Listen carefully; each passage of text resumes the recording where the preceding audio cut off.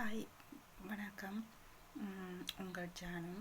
என்னன்னு கேட்டால் நீங்கள் தப்பாக கமெண்ட் பண்ணுறீங்கன்னு அது சரியில்லை ஃப்ரெண்ட்ஸுங்களே. என்னன்னு கேட்டால் நானும் ஒரு பெண்ணு தான், உங்களோட அம்மாவும் ஒரு பெண்ணு தான், சரியா? அம்மா அப்பா அவங்களுக்கு பேச்சு வாங்கி வைக்கக்கூடாது. ஏன்னு கேட்டால் அவங்க நல்ல முறையில் தான் வளர்த்துருப்பாங்க. இப்போ நீங்கள் தப்பாக கமெண்ட் பண்ணுறதுக்கு அவங்க என்ன செய்வாங்க? பிள்ளை வளர்த்துருக்க லட்சணத்தை பாரு அப்படின்னு அம்மா அப்பா அவங்களுக்கு தான் திட்டுவாங்க. நீங்களும் இப்போ பெரிய ஆளாக தான் இருப்பீங்க. நீங்களும் ஒரு திருமணமாக இருக்குது ஒரு பெண்ணை தான். ஒரு அப்பான்னு கூட போகிறதும் ஒரு பெண் பிள்ளையாக தான் இருக்கும். அதனால் பெண்களை தப்பாக பேசி கேவலப்படுத்தாதீங்க, சரியா? பெண் இல்லாமல் நீங்கள் இல்லை, சரியா? நீங்கள் அப்பாவாக போகிறது ஒரு பெண்ணால் தான். நீங்கள் உலகத்தை கண்டலும் ஒரு பெண்ணால் தான். ஏன் இப்படி பெண்ணை தப்பாக பேசுகிறீங்க, சரியா? தயவு செய்து யாராக இருந்தாலும் தப்பாக பேசுகிறது நிப்பாட்டுங்க.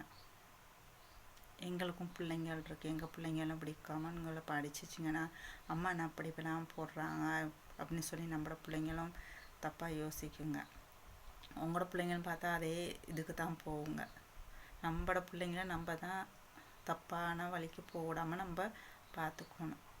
ஏன்னா அடுத்தவங்க வீடியோ பிடிக்காடி தட்டி விட்டு போய்கிட்டே இருங்க, பார்க்காதீங்க. அது பார்க்குறவங்க என்னையோட